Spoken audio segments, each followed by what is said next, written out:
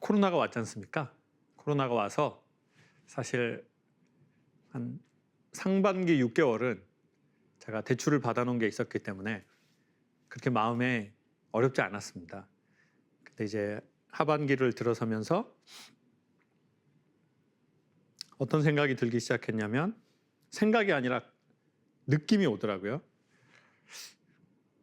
회사를 아주 작지만 연구소를 정리를 해야 되나? 그 생각 들었고, 두 번째는 20년 만에 거의 처음으로 강의 말고 다른 일로 돈을 벌어야 되는 거 아닌가? 라는 생각이 들었어요. 사실 강연 말고 다른 일로 돈을 벌어야 되겠다고 생각한 적이 정말 한 번도 없었던 것 같아요. 근데 언제까지 강연이 이렇게 없고 또 언제 좋아질지도 모르는데 그렇게 가만히 있을 수가 없잖아요. 네.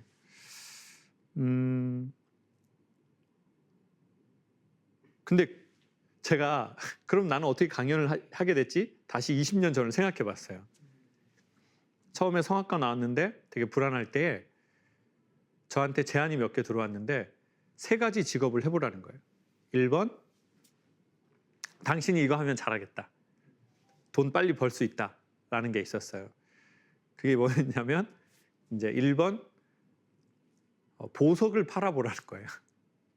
보석 딜러를 해보라는 거예요. 그러니까 이제 여성분들한테 이제 보석을 파는 거를 종로나 백화점 같은 데서 해보라는 거예요. 그리고 두 번째는 생명보험을 팔아보라는 거예요. 그리고 세 번째는 수입차를 팔아보라는 거예요. 이제 전부 다 뭘 파는 거, 유통하는 걸 해보라고 하더라고요. 그러면 단기간에 돈을 벌 수 있을 거다라고 저한테 실질적 제안이 왔어요. 그 분야에 있는 분들이. 근데 그때 강연이 이렇게 강연사로로 살아갈 수 있다는 저는 확신이 없었는데, 내가 돈은 못 벌지만 이런 생각이 들었어요. 내가 말하는 것들은 내가 좀 가치 있다라고 생각하고 내 무게감을 걸고 말할 수 있는 것만 하고 싶어라는 마음이 있었던 것 같아요. 그럼 보석, 수입차, 생명보험이 가치가 없냐? 그 말이 아니라 내가 그것에 대한 상당한 가치를 느끼지 못했던 것 같아요. 여러분 꼭 이 차를 사야 돼요. 라고 내가 이렇게 목 놓아 얘기할 만한 건가? 여러분 정말 BMW 꼭 사! 페라리 꼭 사! 이거 안 사면 안 돼! 내가 이렇게 말할 만큼의 이게 가치인 그건 아니었었어요. 그냥 이거 되게 좋은 차예요. 이게 이런 성능 좋고 이게 되게 재밌고 이런 건데, 그걸 내가 막 그 아이템을 그러지는 못하겠는데, 난 그걸 못 느끼는데, 좋은 건데도 그러면 이걸 하면 내 말의 힘이 나중에 빠질 것 같은 거예요. 그래서 그냥 제가 변화된 것만 얘기하고 싶었어요. 내 삶을 변화하게 했던 그 생각들에 대해서만. 근데 생각으로 돈을 번다, 이게 쉬운 게 아니잖아요. 그러니 돈을 못 벌지도 모르는데 그래도 내가 가치를 느낀 것에 대해서만 말을 해야지 라고 그때 생각의 기준은 그랬던 것 같아요. 그런데 이제 시간은 지나고 지금은 이제 그 강연 일이 없어지면서 다른 일을 해야 할 것 같은데 라는 이게 찾아온 거죠. 그리고 어쩌면 강의라는 것은 내가 돈으로부터 자유로워야 더 강의를 당당하게 할 수 있지 않을까라는 생각도 조금 들었어요. 그러니까 돈에 대한 자유는 뭐냐면 나 강사료로 돈을 안 벌어도 괜찮아. 내가 이 말을 해가지고 돈을 벌려고 말하는 거면 내가 좀 왜냐면 그럴 수 있잖아요. 내가 이거 말을 해서 돈을 받아야 돼요. 그러면 프로페셔널한 게 생길 수도 있지만 왠지 돈 주니까 내 말에 좀 순수성이랄까? 그런 게 때로는 위협받을 수도 있다고 느꼈던 것 같아요. 그래서 이랬건 저랬건 돈에 대해서 좀 자유로워야 내가 말하는 게 좀 더 힘이 있지 않을까? 그럼 뭘 할까 생각을 해봤어요. 뭘로 돈을 벌지? 뭘로 생활을 하지? 그리고 인간은 생활에 필요한 돈만이 아니라 더 돈을 모으고 싶은 마음도 있잖아요. 그것도 나쁘지 않다고 보거든요. 감독님들은 이 시점에서 제가 뭘로 돈을 벌었으면 좋겠습니까? 제가 정말 강연 말고 제가 20년 동안 강연만 했는데 카메라 감독님은 제가 뭐 했으면 좋겠습니까? 생각을 좀 더 해봐야겠다. 다른 거 예? 비트코인. 비트코인 감독님 비트코인 부장님은 제가 뭐 했으면 좋겠습니까? 차 좋아하시니까. 차 좋아하니까 운전이요? 예? 대리운전. 대리운전 대리운전 해가지고는 돈 좀 많이 벌기는 쉽지는 않은데 그러니까 좀 이렇게 되더라고요. 느낌이 사람 느낌이 이렇게 그러면서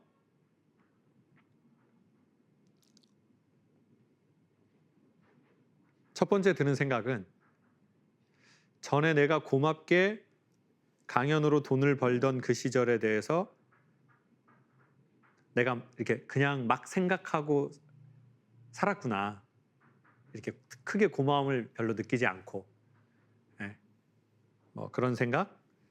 뭐 그런 생각이 일단 제일 크게 들고 뭘로 돈 벌어야지 이 생각은 잘 모르겠더라고요.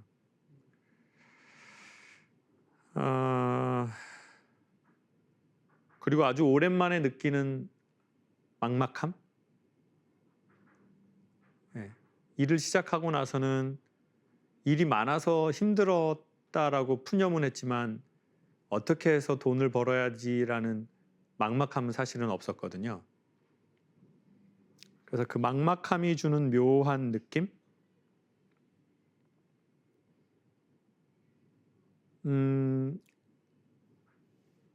그러다가 제가 하고 싶은 아이템이 하나 생겼어요.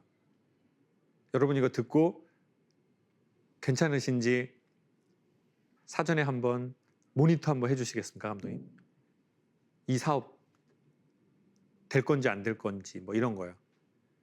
제가 가치를 느끼는 아이템이 하나 생겼는데요. 할지 안 할지 모르지만 사전에 여쭤보고 싶어요. 주변에 그 건축 음향 엔지니어라는 분을 알게 됐어요. 그래서 아예 건축을 할 때 예를 들면 이런 게 있잖아요. 어떤 공간은 예를 들어 커피숍이에요. 커피숍에 가면 커피숍의 목적이 있잖아요. 여기선 사람들이 주로 그래도 좀 대화를 하려고 온 거잖아요. 근데 어떤 커피숍에 가면요. 1시간 동안 대화하고 나오면 머리가 아픈 데가 있거든요. 멍하고. 그 여러 가지 이유 중에 하나가 뭐냐면 커피숍에서 음악을 필요 이상으로 크게 세게 틀잖아요. 그러면 저희는 얘기하러 왔는데 음악이 너무 세요. 그러면 저희의 필요한 목소리보다 훨씬 더 세게 해요. 그러면은 여기에서 필요 이상의 소리가 이 필요 이상의 소리를 만들고 그러면 이 사람네가 소리를 세게 하니까 옆 테이블에 있는 사람들은 자기네도 들리려면 더 크게 해요. 이게 계속 돌아다니거든요. 이거를 노이즈 도미노라고 해요. 이거 제가 만들어냈거든요. 어떠세요? 그분도 놀래더라고요. 그러면서 형은 정말 주댕이가 최고라고 그랬어요. 자기 이 분야 진짜 유학까지 갔다 와서 오래 했는데 그 알지도 못하는 단어를 바로 만들었다고. 근데 뭔가 좀 이거 좀 합당하지 않습니까? 노이즈 도미노. 여기가 소리가 되게 세니까 이 소리가 더 큰 소리를 만들고 이 큰 소리가 또 옆에 있는 사람들을 또 들리게 하려면 또 소리를 세게 하게 하고 그래서 이게 막 돌아다녀 가지고요. 거기에서 1시간, 2시간 말하고 나오면 뭔가 머리가 멍한 거죠. 근데 만약에 그런 느낌을 주려고 하는 공간이었다면 잘한 거죠. 예를 들면 클럽. 클럽은 좀 일해줘야 되잖아요. 그래서 필요 이상의 큰 음악 소리를 쿵찍박짝 쿵찍박짝 그러면은 뭐 그런 거잖아요. 오빠 밖에 나가서 김치찌개 뭐 한번 먹을래요? 이렇게 예를 들어 그렇다는 거죠. 지금 뭐 제가 감독님 짝짝 붙죠. 제가 지금 그렇지만 제가 뭐 그런 우리 감독님 안 가봐서 모르신다고 하면서 이렇게 하면서 안 가봐서 모르신다고 하시네요, 감독님. 그러니까 만약에 그게 클럽이면은 그 노이즈 도미노가 잘 만든 거예요. 그러니까 공간에 따라서 소리를 울려야 될 것인지, 소리를 먹어야 될 것인지, 이거를 건축으로, 때로는 어떤 흡음재로, 음향으로 이 전체를 설계하는 설계 직업이 있더라고요. 근데 제가 농담으로 그랬어요. 야, 동생아, 이거 아이템 정말 좋은 거다.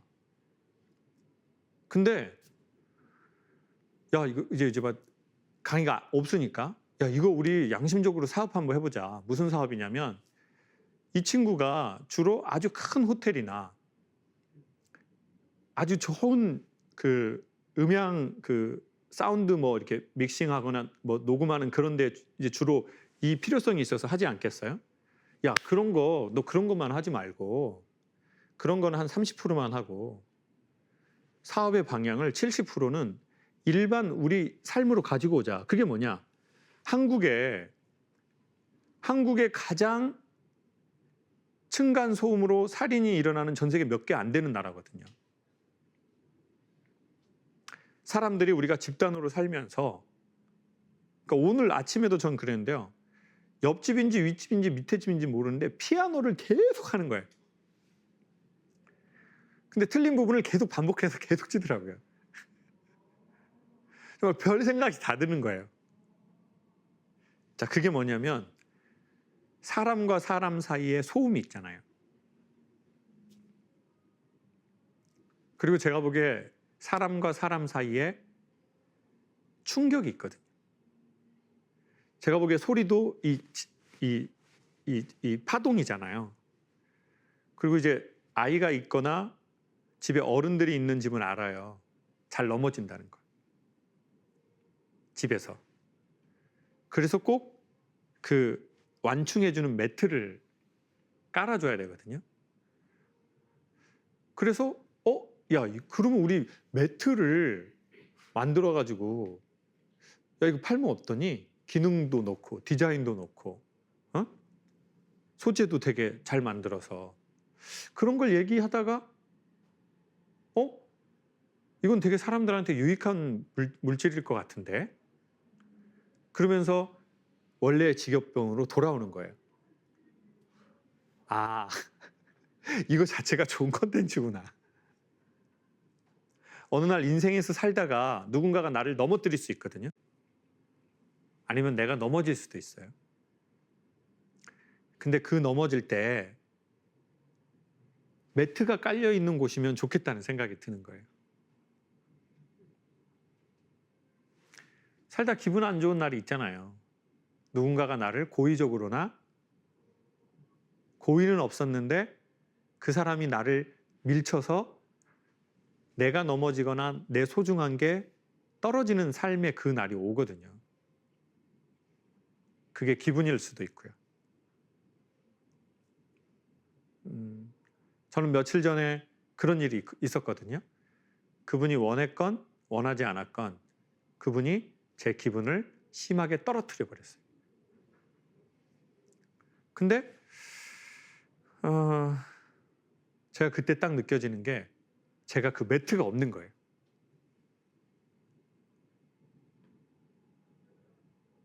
그러다 보니까 어떤 현상이 벌어졌냐면 산산조각 나진 않았는데요. 그게 되게 충격을 받는 것 같아요. 내부로.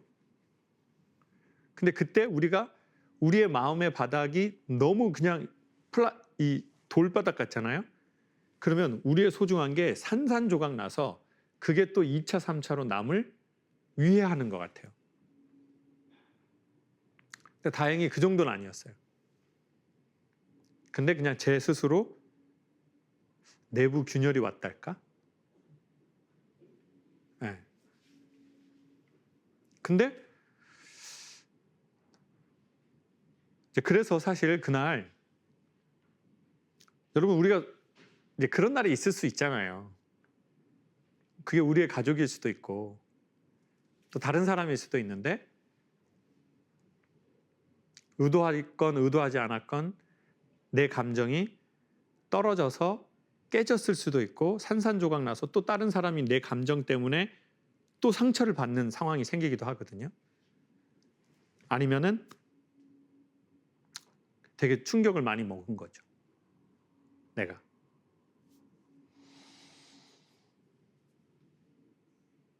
근데 마지막에 이런 생각이 들었어요. 제가 속으로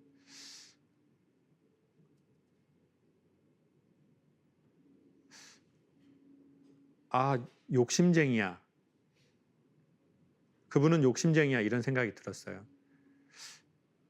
근데 거기에서 어떻게 해서 좋아졌냐면 내가 욕심쟁이여서 생긴 문제일 수도 있겠네라는 생각이 딱 들었어요. 그러니까 그게 마음의 흡임제가 되더라고요.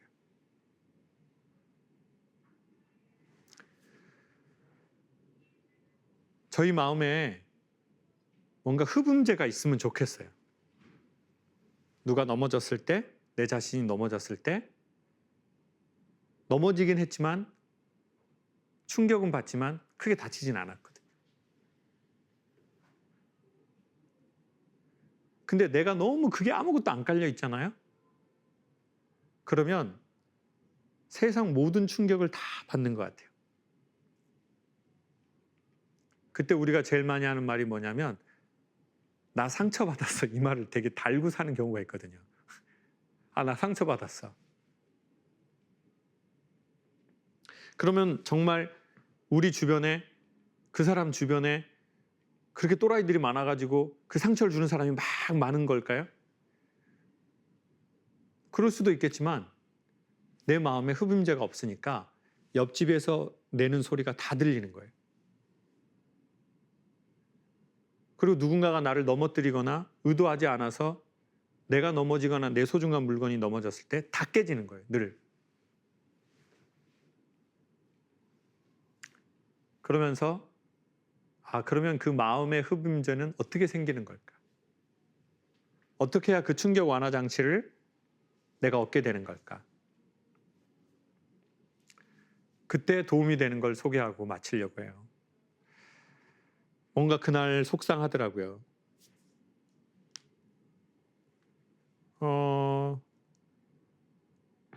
제가 보기에 그런 날은 정신이 속상하고 마음이 속상한 날은요.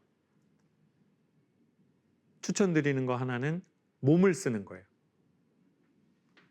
계속 생각하고 계속 마음을 쓰지 말고 몸을 쓰는 거죠. 다행히 그날 뭘 하게 됐냐면 걷게 됐어요. 을지로 입구부터 그 신당동까지요. 한 40분 전후 걸은 것 같아요. 그리고 신당동에 가서 원조 할머니 즉석 떡볶이집이라고 아세요? 비법은 며느리도 몰라, 아무도 몰라. 제가 여기서 거기서 뭐 받은 게 아니라 거기 좀 맛있거든요. 특별히 단무지 상당히 맛있더라고요. 그래서 오뎅사리, 라면사리, 만두사리 넣어가지고 이제 먹었어요.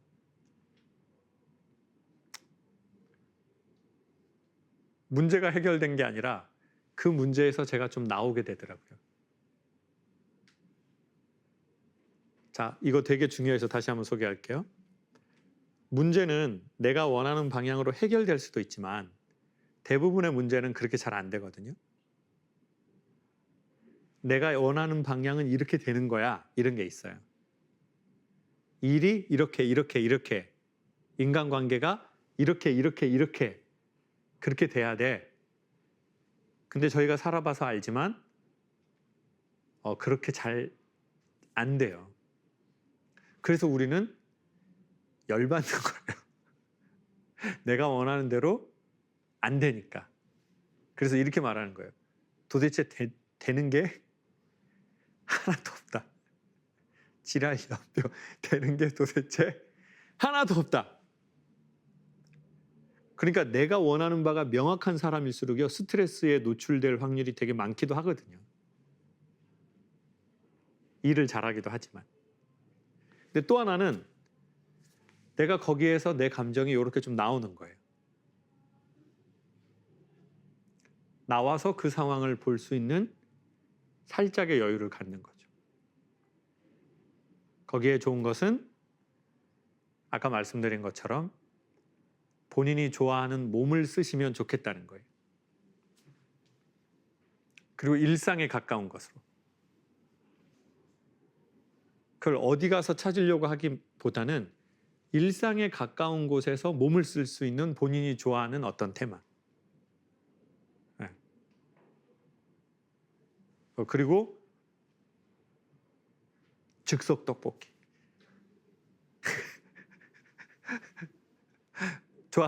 좋아한다면요. 좋아한다면 즉석 떡볶이. 그래서 속으로 그런 생각도 했습니다. 김창욱 TV 팬분들하고 거기 가게도 넓던데 거기에서 다 같이 한번 미팅을 해서 즉석 떡볶이를 쫙 먹으면서 우리 이벤트를 한번 할까? 그런 페스티벌을. 코로나 끝나면 마스크 다 벗고 그런 생각도 했습니다. 그리고는 뻥튀기를 3,000원짜리 길에서 하나 샀어요. 차에서 아그작 먹으면서 그 마음의 시기가 살짝 지나니 내가 욕심장이일 수도 있겠다. 그러니까 희한하게 마음에 뭔가 분란이 있었던 것이 이렇게 조금 사그러들더라고요. 우리가 원하는 대로만은 안 되겠죠. 일이든 사람이든 자녀들이 부모가 원하는 바라는 상대로 그 모습 올고 그 모습대로 오롯하게 크기는 어렵겠죠. 그리고 내 마음도 내가 몰라요. 그러니 계획을 세우되 어떤 상을 세우되 이미지를 세우되 거기에서 안 됐을 때 우리의 대처 방법 하나 정도는 갖고 있으면 그게 우리가 살아가는데 내가 넘어질 수도 있고 남이 나를 넘어뜨릴 수도 있고 내 소중한 게 깨질 수도 있는데 그때 그 마음의 흡임제가 되지 않나 생각이 들더라고요. 다른 걸로 돈 벌어볼까 생각하다 결국 강의로 돌아왔습니다.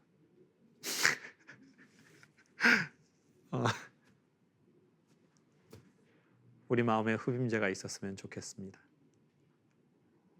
감사합니다.